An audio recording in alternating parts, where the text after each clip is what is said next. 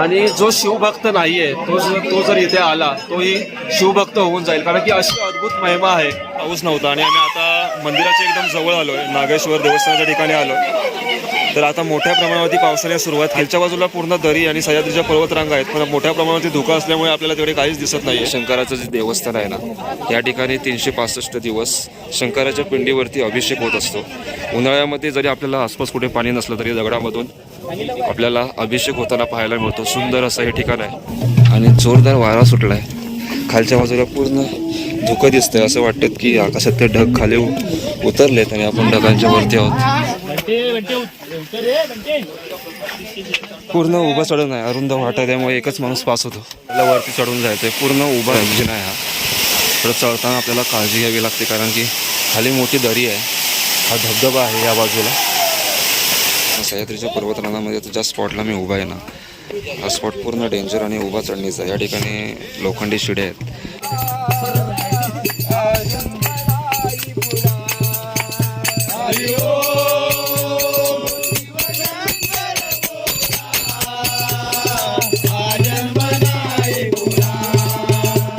चोरवणे गावामध्ये आपण आहोत आणि सह्याद्रीच्या पायथ्याशीच आम्ही सर्वजण उभे आहोत. आणि हा सर्वांसाठी अनुभव एक चित्तधरारक असणार आहे, कारण की हा जो रस्ता आहे पूर्ण दरीखोऱ्यातून सह्याद्रीच्या पर्वतरांगांमधून जातो. सर्वात उंचावरती आपण डोंगरामध्ये गेल्यानंतर आपल्याला श्री नागेश्वराचं देवस्थान पाहायला मिळतं. 12 महिने 365 दिवस जे पिंडीवरती पाणी पडत असतो आणि अभिषेक होत असतो ते आपण सर्व बघणार आहोत. सह्याद्रीच्या पर्वतरांगांमधून चालताना आपण सर्व अनुभव शेअर करणार आहोत. चला तर मग हर हर हर हर छत्रपती शिवाजी महाराज की.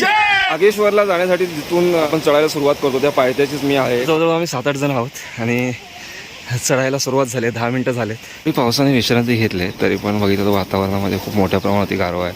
आपण समोर सह्याद्रीच्या पर्वतरांगा पाहतोय आणि नागेश्वरीला जाण्याचा जो पायवाट आहे ती पूर्ण खडतर आहे. जवळजवळ 45 मिनिटं झालेत आम्ही सह्याद्रीच्या पर्वतरांगा चढायला सुरुवात केलेली आहे आणि भरपूरच खडतर वाट आहे वळणाची आणि मोठ्या प्रमाणावरती पायटण्या पाहायला मिळतात आणि काही ठिकाणी उभा सरळ चढसुद्धा पाहायला मिळतात. तिथं थोडं पाय वगैरे घसरतात.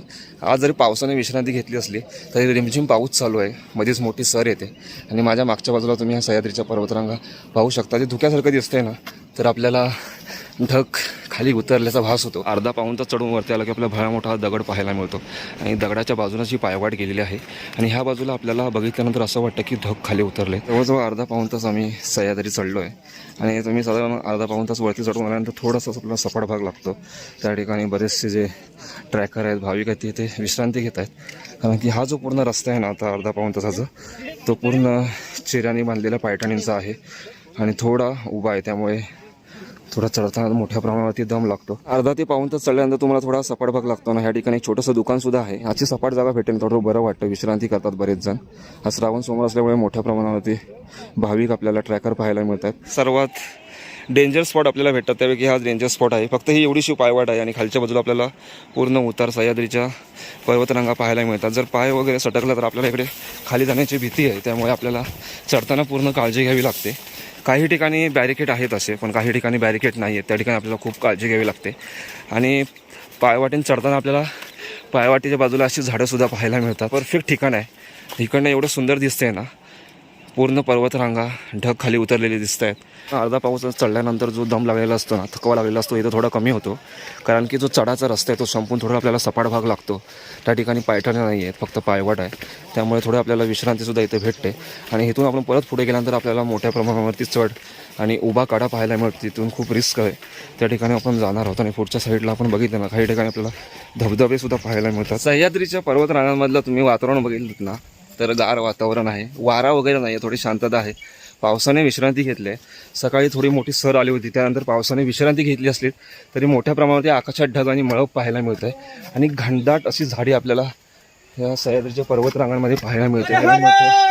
महादेव समोर आपल्याला इथे काही ट्रॅकर असतील, भाविक असतील ते इथे चढताना दिसत आहेत. ह्याच पायवाटेवर आपण चढत चढत वरच्या बाजूला आलो. पूर्ण मोठं वळण आहे आणि बरेचसे भाविक आहेत, ते बघितलेत ना तुम्ही, तर उतरताना आपल्याला दिसत आहेत. ते खूप सकाळी लवकर निघालेले आहेत, 4-5 वाजता.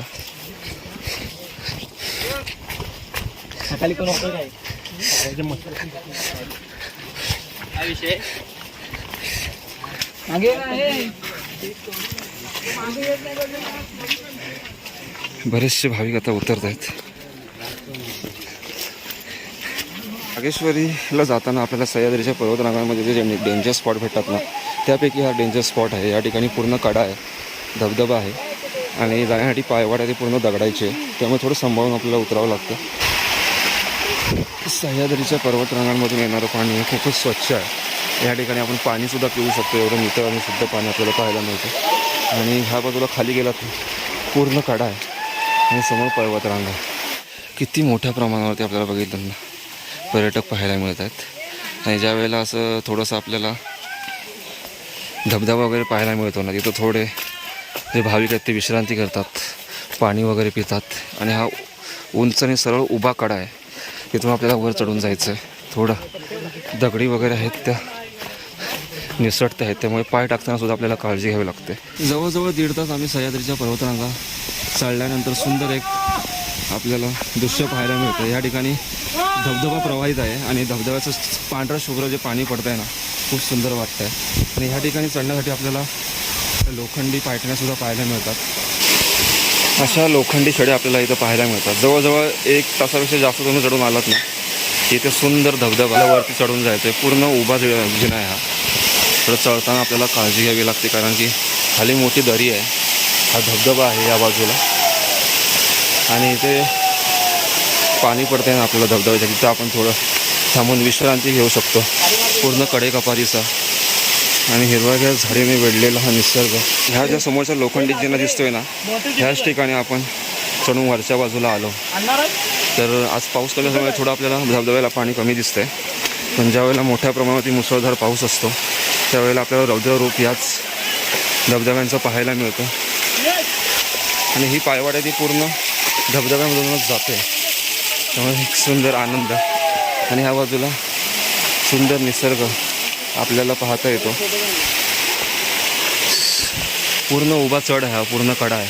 हर हर महादेवचा जयघोष करत पूर्ण सह्याद्री आहे ते डोंगरून गेला आहे. खरोखरच चॅलेंजिंग रस्ता आहे हा नागेश्वरला जाण्यासाठी. मोठ्या प्रमाणामध्ये आपल्याला इथे धबधबे वगैरे पाहायला मिळतात, मोठ्या प्रमाणात धबधबे पाहायला मिळतात. हाय, तर बरेचसे भाविक अजून येत आहेत, काही भाविक उतरताना सुद्धा दिसत आहेत. आणि एवढ्या मोठ्या प्रमाणावरती आपल्याला या सोमवारी गर्दी पाहायला मिळते ना, आणि सगळ्यांची एनर्जी असेल, वयस्कर लोक पण आहेत, त्याचबरोबर आपण बघितलं तर 12 वर्षाची 10 वर्षाची मुलं आहेत, तरुण आहेत. या सर्वांची एनर्जी आपल्याला बघताना थक्क होतं, कारण की हा रस्ता खूपच चॅलेंजिंग आहे. तुम्हाला चढताना अक्षरशः थकायला होतं, एवढा चॅलेंजिंग रस्ता आहे. आणि हे झाड आहे ना, झाडाच्या खालीच मी बसलो, इथे पाळ आहे, त्या पाळावरती मी बसलो. सुंदर ठिकाण आहे. आणि इथं आपल्याला मला जे नजारा दिसतो ना, तुम्हाला दाखवतो. पूर्ण सह्याद्रीच्या पर्वतरांगा आणि धुकं असं वाटतं की पूर्ण ढग खाली उतरलं आहे. पायवाटीवरती थोडासा कडा लागतो ना, त्या कड्यावरती मी उभा आहे. खालच्या बाजूला तुम्ही पर्वतरांगा पाहू शकता. आणि तिकडे बघितलं ना, व्यवस्थित निरखून बघा, तिकडे अजून काही जे भाविक चालत आहेत ना, त्या बाजूला आपण चालत चालत वरती आलो.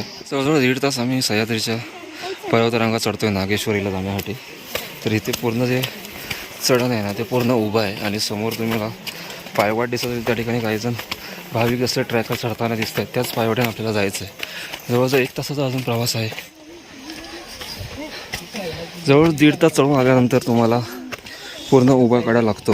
आणि सर्वात आपण रिस्की आणि डेंजर स्पॉट बोलू तो हाच आहे नागेश्वरीला जाण्यासाठी. ही खालच्या बाजूला पूर्ण कडा आहे.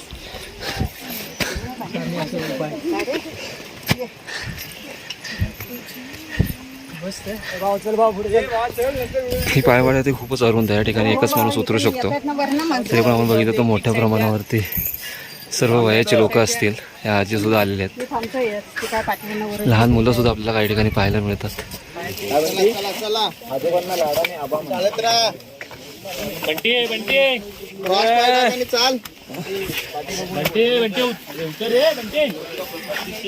पूर्ण उभं चढून आहे, अरुंद वाट आहे, त्यामुळे एकच माणूस पास होतो.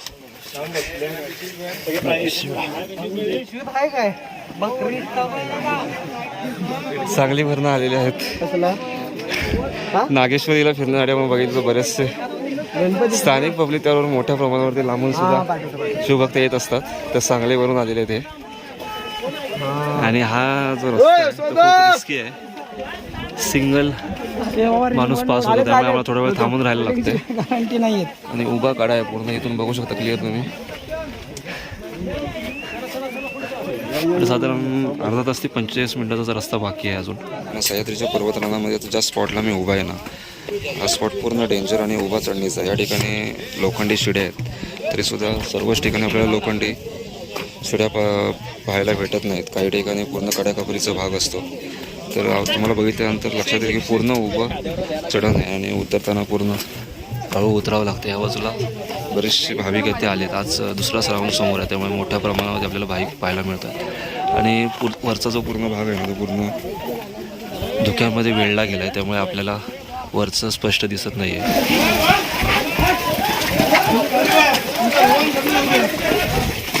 जवळजवळ अर्ध्या तासाचा रस्ता बाकी आहे. 80% आम्ही सह्याद्री चढलो आहे असं म्हणायला हरकत नाही. थोड्या वेळातच नागेश्वराचं दर्शनसुद्धा होईल.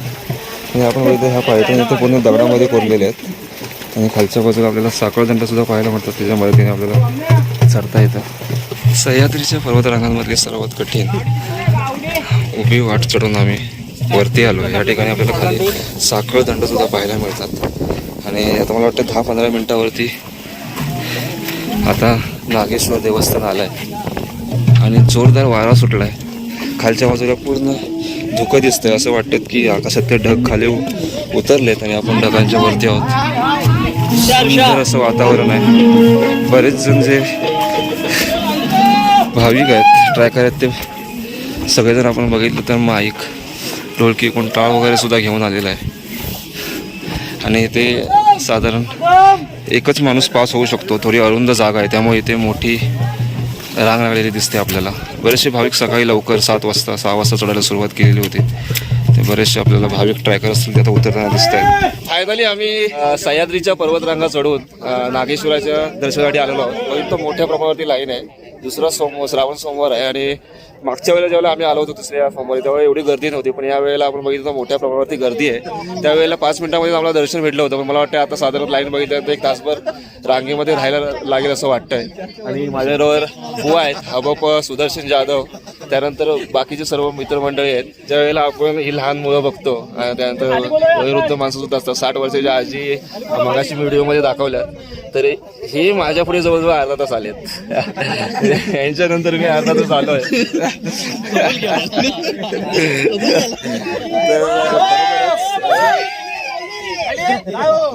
पूर्ण धुक्यामध्ये लाईन दिसत नाही, वरपर्यंत लाईन आहे आणि पुढे मोठ्या प्रमाणात धुका असल्यामुळे कोणीच दिसत नाही. आणि खरोखरच सुंदर अनुभव होता.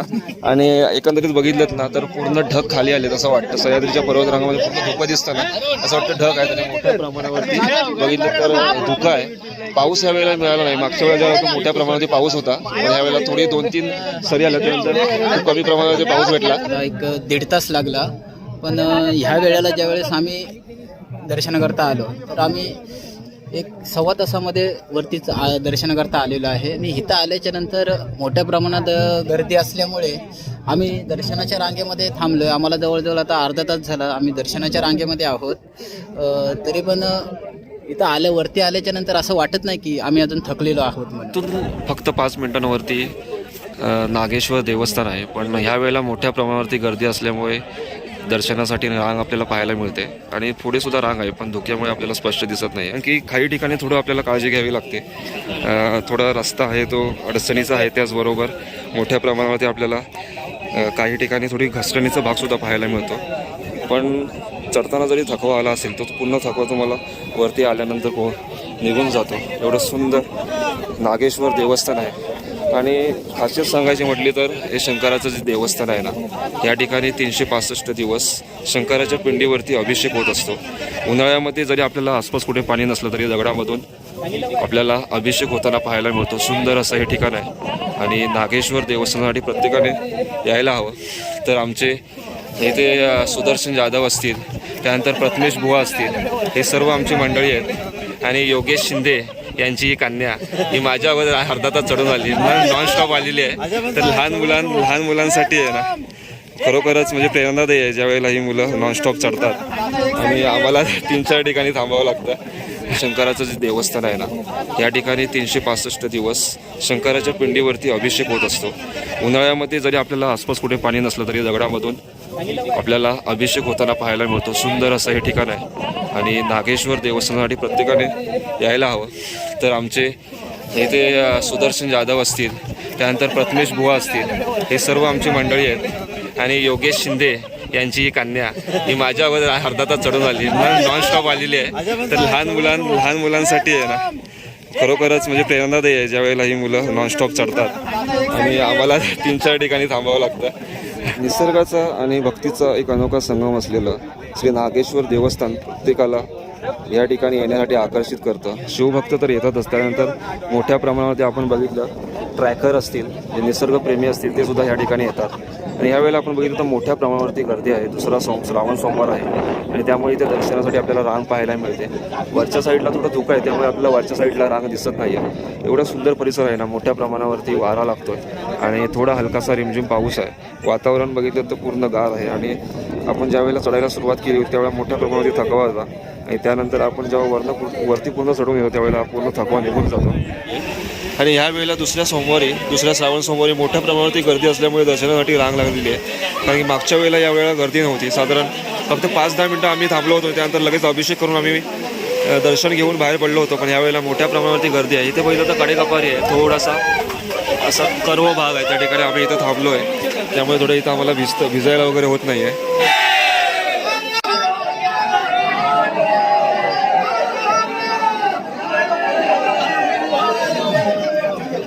तब्बल 2 तास आम्ही सह्याद्री पर्वतरांगामध्ये खडतर वाट चढून नागेश्वरला आम्ही पोहोचलो आहे. आणि ही जी रांग आहे ना ती अभिषेकसाठी आहे. प्रत्येक जणांनी नारळ असेल, दूध असेल, सर्व लोक खालून घेऊन आलेले आहेत. आणि ह्या ठिकाणी पूर्ण बघितलं तर हा कडा आहे आणि इथून जे पाणी पडतं ते बरोबर पिंडीवरती अभिषेक होतो. वर्षाचे 12 महिने 365 दिवस आपल्याला नागेश्वराच्या या पिंडीवरती अभिषेक होताना पाहायला मिळतो. आणि जो शिवभक्त नाहीये तो जर इथे आला तोही शिवभक्त होऊन जाईल. कारण की अशी अद्भुत महिमा आहे.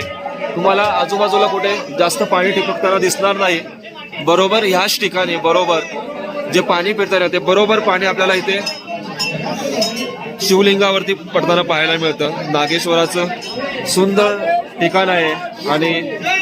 आणि नागेश्वराला आपण बघितलं आज दुसरा श्रावण सोमवार असल्यामुळे खूप मोठ्या प्रमाणावरती गर्दी केलेली आहे. मोठ्या प्रमाणावरती आपल्याला इथं ट्रॅकर असतील, शिवभक्त असतील, ते पाहायला मिळत आहे. आणि आपल्याला पूर्ण जे थोडं अंधुक दिसतंय ना, त्याचं कारण आहे जे ढग आहेत, जे धुकं आहे ते धुकं पूर्ण आपल्याला इथं आतमध्ये येताना दिसतंय आणि ते पूर्ण अडून या ठिकाणी आपल्याला पूर्ण असं धुक्यासारखा परिसर दिसतोय. जे हेच ठिकाण आहे ज्या ठिकाणावरून नागेश्वराच्या पिंडीवरती 24 तास 365 दिवस अभिषेक होत असतो. आणि आपण पहिलं दुसऱ्या सोमवारी मोठ्या प्रमाणावरती गर्दी झालेली आहे. इथं आपल्याला नंदी पाहायला मिळतात आणि हा जो कडडा आहे ना, त्या कडड्याच्या बरोबर मधोमध आपल्याला शिवलिंग पाहायला मिळतं.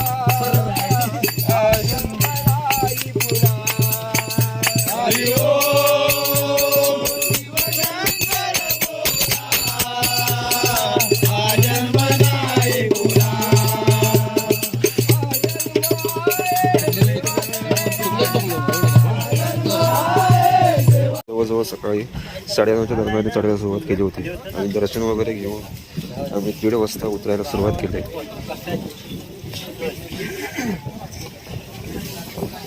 मोठ्या प्रमाणावरती वारा, धुकं, त्यामुळे पूर्ण वातावरण गार आहे. पाऊस थोडा वेळ थांबला आहे.